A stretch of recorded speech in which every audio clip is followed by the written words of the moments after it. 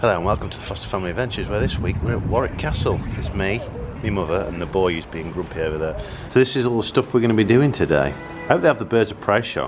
Last time we did it, that was pretty awesome. Have they got the trebuchet? I can say it now. I tried to say that word earlier.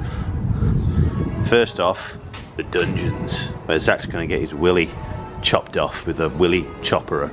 First place we're going is the dungeons, and right by the dungeons is the courtyard shop.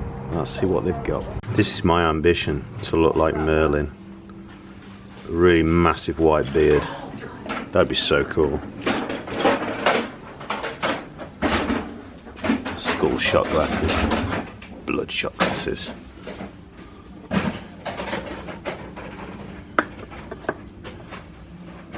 Lots of... well, that's a cool cup. Eyeballs. No price on it. Do you think Zakk would be impressed if we brought him this bow and arrow kit? I bet as soon as I go... I don't think so. Get him a Robin Hood hat. This is what Zakk will probably want. One of these swords. He'll probably want a replica one, like a proper metal one. Just waiting to go into the dungeons, and this is what happens to people who misbehave in the dungeons. Get locked in here and get dead. We are going to go on the top of this tower and walk across the ridge. My mother's not particularly good with heights, so could be interesting. Decided to do it before dinner in case she pukes. By the way, we just come out of the dungeons. Can't film the dungeons, obviously, as usual. But as usual, it was pretty awesome. Probably the best dungeons that we've been in so far. Do you know why they used to have the spiral staircases this way around? No. So if you're right-handed, which most people were swordsmen, it was in your favour. Oh right, so you can come up waving it. Well, I think it's so if you're defending the tower, isn't it? Because people are going to come up the tower to try and take it. In Guy's Tower, constructed circa 1395. All the way up there. Wicked. This is the view from the top of the tower. Pretty awesome. Also, you can see right down.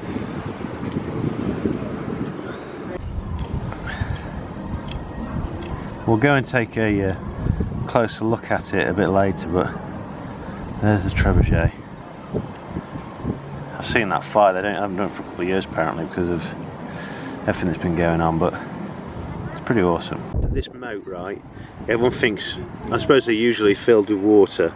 Guess what this was filled with? Waste from the latrine, so basically poo. I know, but it had been a bit of a greener view back in 1395.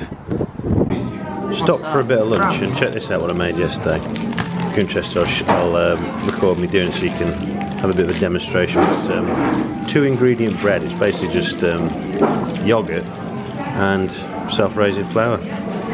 Wicked. Let's see what the Great Hall has to offer. Wonder if it'll be great. You can't sort of call something the Great Hall if it's not really great.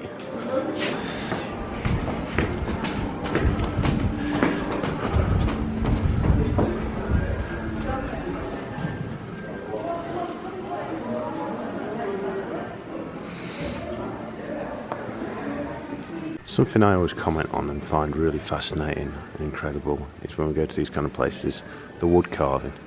Check this out. It must have took so long to make this.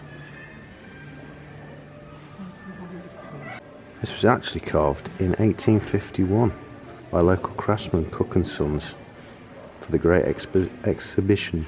Carving represents scenes from Sir Walter Scott's novel Kenilworth.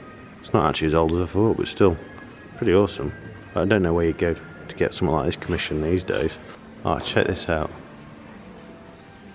Super cool. All the knights and armours. It's alright. And weapons.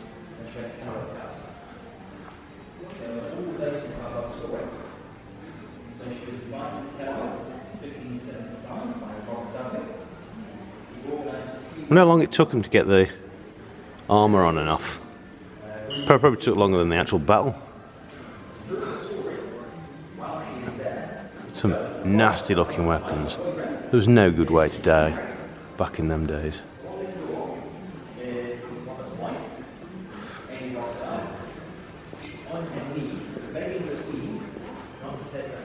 That's what you call a gun. Check out the boat gun. That is huge. There's some swords. What's it say about the boat gun? This large gun is simply known as the boat gun. It would have been mounted on a ship and would fire crossbar shots. This weapon was designed to cut down the sails, rigging and masts of the enemy ships. Imagine the recoil on that.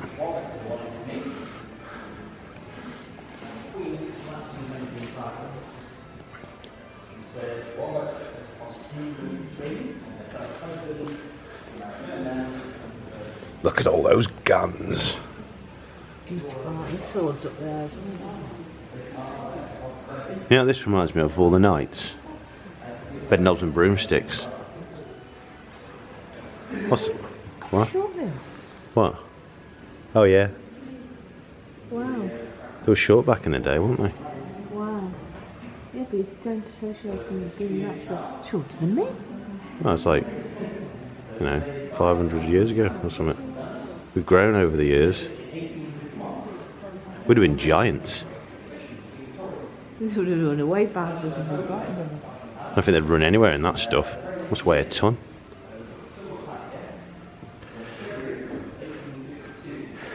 The majority of the armour collection at Warwick Castle was collected by George Grenville, 4th Earl of Warwick, in the 19th century and dates from the 16th century. What's the song in Bedknobs and Broomsticks which makes everything come alive? Is it substitutionary locomotion? Yeah, I think it was, wasn't it? Sounds about right. Look at that massive, like, deer head. Reindeer head or something. And daggers.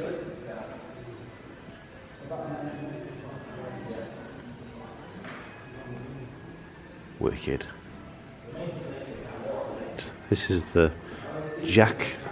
The Jack of Plate. A Jack of Plate is a type of body armour worn by the infantry during battles. It is made by sewing iron plates between layers of felt and canvas, making it flexible and adaptable. Wicked. You've got to feel a bit better with the armour on though. Been saying to Manda that we must get a frame like this for our family portrait. My days. That's a bit extravagant, isn't it? This whole room is gold leaf. Oh, the lighting's a bit naff, but this is apparently Oliver Cromwell and his likeness. We were just discussing as to the history of Oliver Cromwell, and none of us can actually remember. So I actually remember because he's probably done it fairly recently in class, but I know he died at 59. yeah. Look at his eyes. What were you famous for, Cromwell?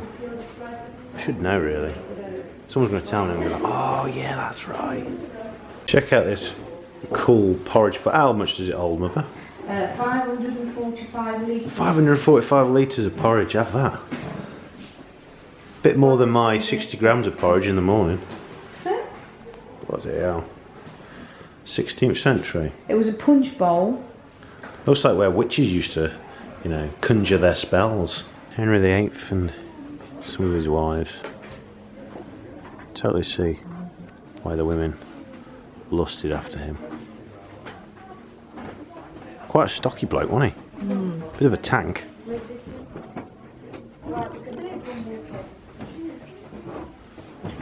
What happened to these? What did you... Who's Well, this? that's his last one. Catherine Parr. So she was widowed. She was widowed. She was the one that survived. You got away lucky. She was beheaded. Catherine Howard, beheaded. Anne of Cleves. Divorced. How does she get divorced? I don't know. Jane Seymour. She died. Anne Boleyn, beheaded. Oh, Catherine of Aragon. She divorced. So we only actually beheaded 2 of them. Ah, all that bad press. It's not fair. And there's Winston Churchill. Quite small. He's probably about the same height as that. What's that, about 5'7", something like that? 5'6"? 5'5". Now entering the Kingmaker exhibit. With foreign powers, The kingdom is threatened. Your households are threatened. Saddle your horses. Temper your weapons. Prepare for a great and decisive battle. Guard on the right.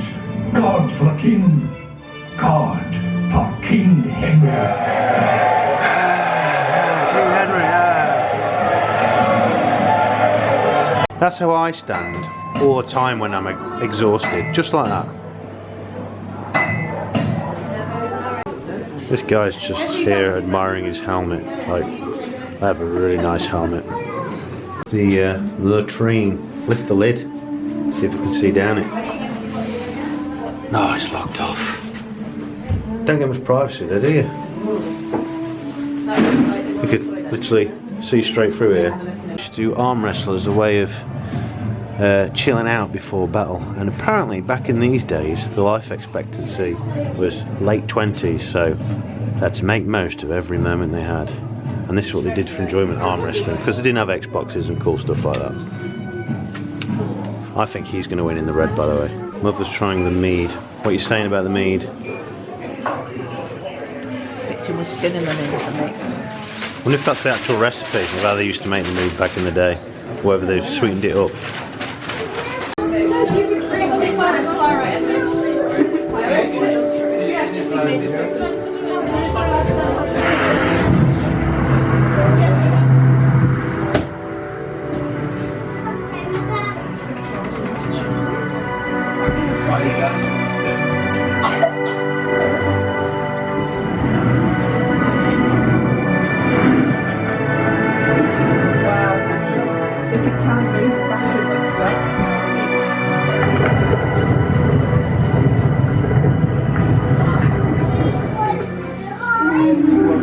Greetings, warriors.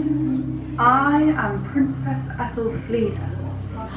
I laid the foundations of Warwick Castle over 1,000 years ago, in the year 914. There was a great battle between us, the Anglo-Saxons in the south, and in the north, the Vikings.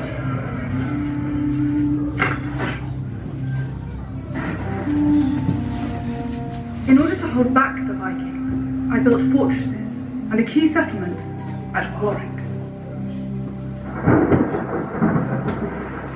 Warwick provided protection for my people. By 927, the Anglo-Saxons had conquered and united the surrounding lands to form England. 1 century later, a great threat approached this new kingdom. Yes, a great threat indeed. In 1066, I, William, Duke of Normandy, travelled to England. I destroyed the Anglo-Saxons at the Battle of Hastings and claimed my rightful title, King of England. Whilst crushing the resistance in the north, I commanded that a Morton Bailey castle be built at Warwick in case I needed to retreat. Of course, I did not. The next 200 years saw the castle undergo huge transformations. It was at the heart of several wars, and many knights, like me, passed through its gates. England is in civil war. The castle's under attack. Look sharp. Head for the battlements. Go up the stairs behind you. Hurry!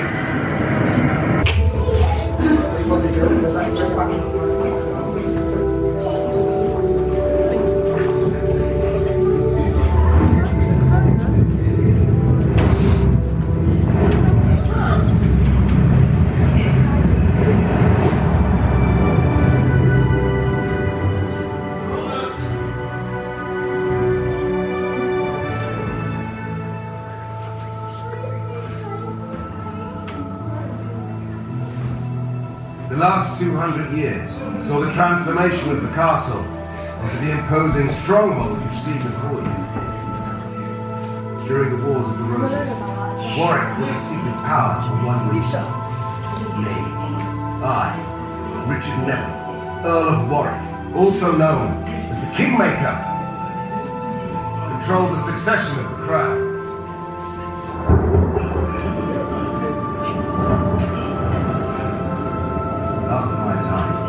end of the war, the Tudors left Warwick to ruin. The towers collapsed and the walls crumbled.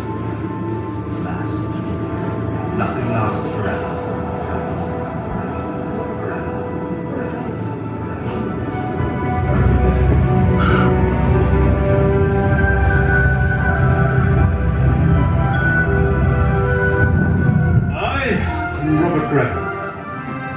The man you see there is my cousin, Fulk Greville. King James of England gave the ruined castle to Fulk as a reward, though some call it a bribe. The building was brought to life once more. Fulk spent the equivalent of £8 million rebuilding the castle. 30 years later, the civil war raged once more. Warwick became a prime target for the king, but I swore no royalist would step foot inside the castle ever again.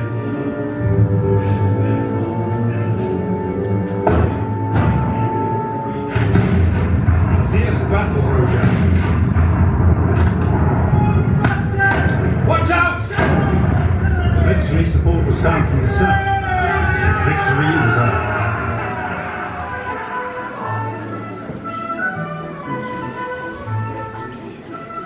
Post-Civil War England was a very different place. The next generation of rebels, including myself, Francis Greville, converted the castle into a grand stately home. Wasn't it splendid? By mid-Victorian times, the castle had become renowned for its weekend parties, and was even visited by Queen Victoria herself. One is not amused. However, disaster struck in 1871. A fire tore through the apartments in the east wing of the castle. Luckily, most of the collection inside was saved.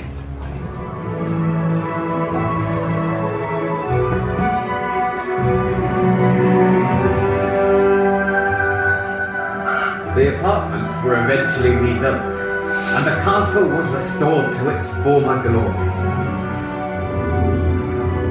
And the rest, as they say, is history.